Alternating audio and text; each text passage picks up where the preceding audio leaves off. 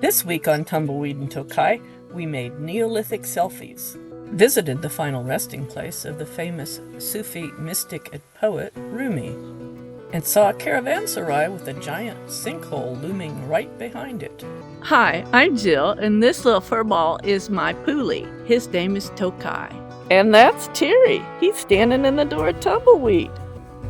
And this is Tocai in flying Puli mode.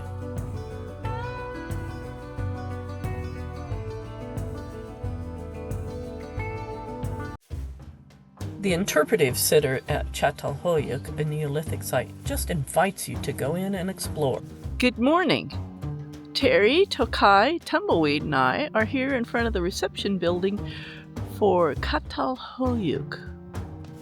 Or pronunciation somewhat like that, who knows. It's a UNESCO World Heritage Site, and it is at the ruins of a civilization that dates from 6,000 years BC. From what I've read, they had an interesting way of building their houses and going between their houses. So I'd like to go take a look. So let's go. It's in an area referred to as the Fertile Crescent. Terry is going to take a Neolithic selfie. It scans his hand, and then it puts him on the wall. I'm going to scan my hand.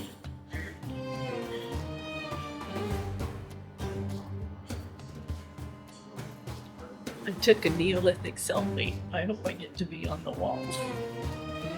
This is a mother goddess found here. The outside one is not original. They didn't have any streets between the houses, and they walked on the roofs, and they came down a ladder from a hole in the roof. And they said a lot of times they cooked on the roofs, but they would also have an oven with a hearth in front of it and strategically placed by the hole in the roof so the smoke could escape. So they had raised sleeping platforms in their houses, and they would bury the dead underneath the platforms, the seating and sleeping platforms. And sometimes there were murals that depicted that their ancestors were there. Good morning. I'm at Catalhoyuk, and as you might imagine, I have seen my share of archaeological museums, as you can tell by the number of ancient sites we like to go and see.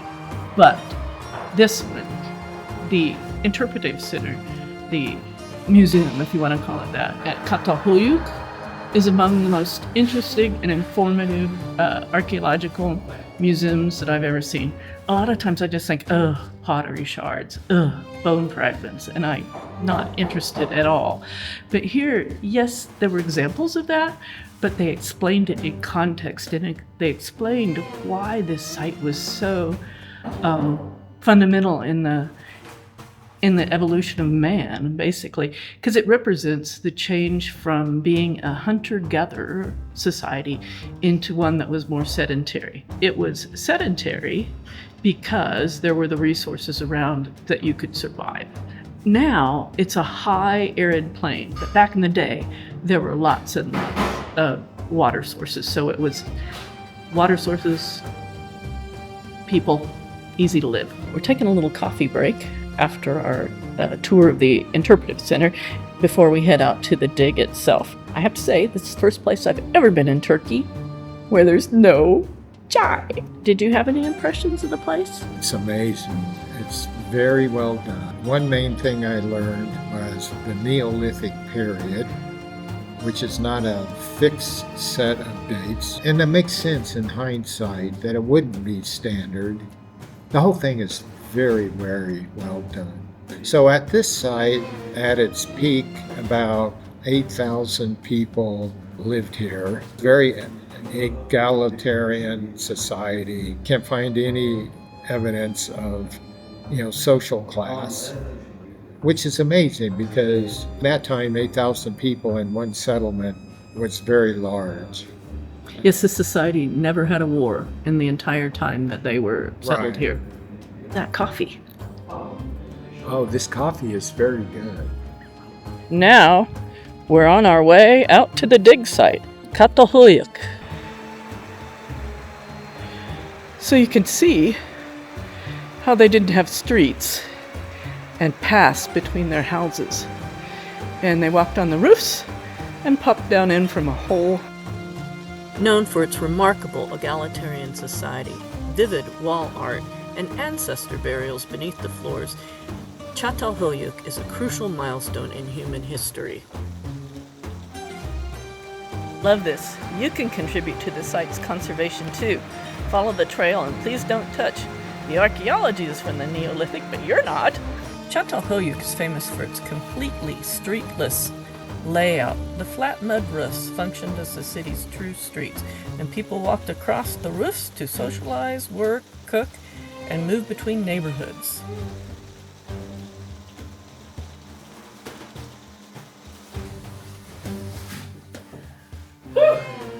That's how you get into a house these days. And this is how you got into the house in their day. This is a reproduction, but it's kind of cool to see what they thought the murals looked like. We just got done with a tour of the Catalhoyuk archaeological site, and it was very interesting. It dates back to around 6000 BC and represents the transition from hunter-gatherers that moved to a more sedentary lifestyle. Really well done. Thumbs up to Turkey on this one. Well, this is the first time we've had a geese jab.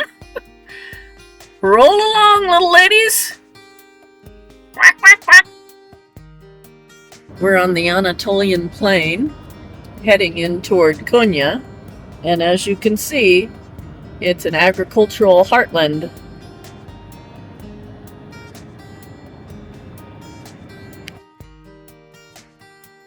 We are heading to the Mevlana. We're walking by the Turkish Museum of Independence, but the thing I found so interesting about it were these tiles. Turkish tiles are known for their vibrant colors and intricate floral and geometric patterns. Originally, they were mostly blue and turquoise. Later, they developed a red, a tomato red. The tiles are known for having a lot of quartz in them, and that's what gives them this amazing luminance. We're getting closer. This is the tomb of Rumi, also known as Mevlana. Walking along toward the entrance, we pass the graveyard of the mothers, daughters, and wives of the Sufi mystics.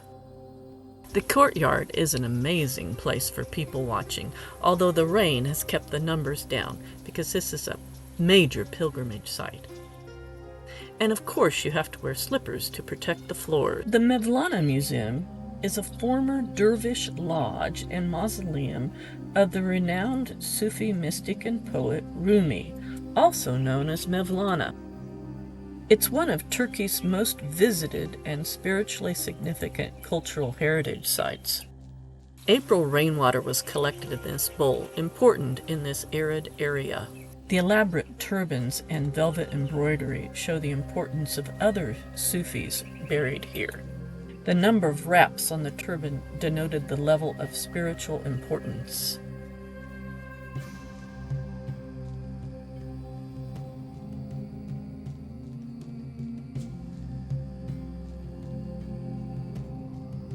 Originally a rose garden, the site was gifted by the Sultan to Rumi's father, and after Rumi died in 1273, his son built the mausoleum. It's an important pilgrimage site for Turkish Muslims. The ornate sarcophagus is very impressive, and it is surrounded by those of his father, his family, and close disciples. Pilgrims come to meditate, pray, and ask for intercession. The reason Rumi was so important is because his philosophy centered on love, tolerance, and the union of the soul with the divine. He inspired the Mevlevi order of Sufism, which the world knows as whirling dervishes. Rumi is one of the most widely read and translated poets in the world. He taught that all religions and beliefs are essentially seeking the same truth. His message transcended the orthodox boundaries, and he advocated for love and compassion and inner peace. He believed that music, poetry, and dance were all paths to reach God. The legend says he started spinning in ecstasy after he heard the rhythmic hammering of the goldsmiths in the bazaars of Konya. This striking turquoise dome, called the Green Dome, is one of the iconic sights of the city of Konya. The next day, we took ourselves out to explore the city itself. We decided to visit the Tile Museum, housed in an ancient madrasa. The entrance portal of blue and white marble is incredible. We walked in this room, we looked up, and we went, oh my.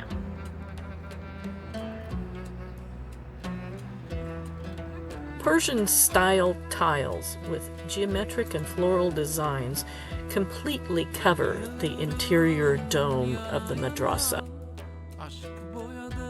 Well, look at the wall right behind you. Not bad either. Dating from 1251, but still amazingly modern, I absolutely love the geometry and pattern of this place. Wandering around, we happened upon an oud maker. He wasn't talkative, but he was more than happy for us to photograph his shop and workstation. The oud is an ancestor of both the guitar and the lute, but unlike a guitar, it is fretless.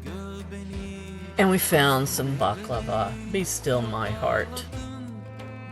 We headed to the archaeological museum thinking we could see the goddess figure from Catalhoyuk, but we found these amazing Roman-era sarcophagus. This one, representing the 12 labors of Hercules, was found by a farmer in his field in 1958. Hera, Zeus's wife, never really liked Hercules because he was a product of her husband's affair. Hera tried to kill him numerous times, but eventually induced a fit of madness, which caused Hercules to kill his wife and his children. Hercules went to the Oracle of Delphi to atone, and the oracle told him to go into service of the Mycenaean kings. The Mycenaean king assigned the 12 labors, and Hercules eventually completed them, achieving absolution of his guilt and eventually immortality. Ooh, this beautiful tomb was broken into by grave robbers. Konya was a very interesting city to visit, an interesting combination of conservative values and modern life and technology and industry. But eventually, it was time to hit the road again and head off to the next attractions. The vast Anatolian plain and agricultural heartland of Turkey led us down the road. This is the Obruk Caravanserai. Obruk Caravanserai. It's now a museum and a hotel. But the museum closed at 5, and the hotel doesn't appear to be open in the off-season. There's little Tumbleweed all by himself. Good morning. We parked up on the back edge of the caravanserai, and turns out there is a sinkhole behind it. I don't know if you can see it here, but it's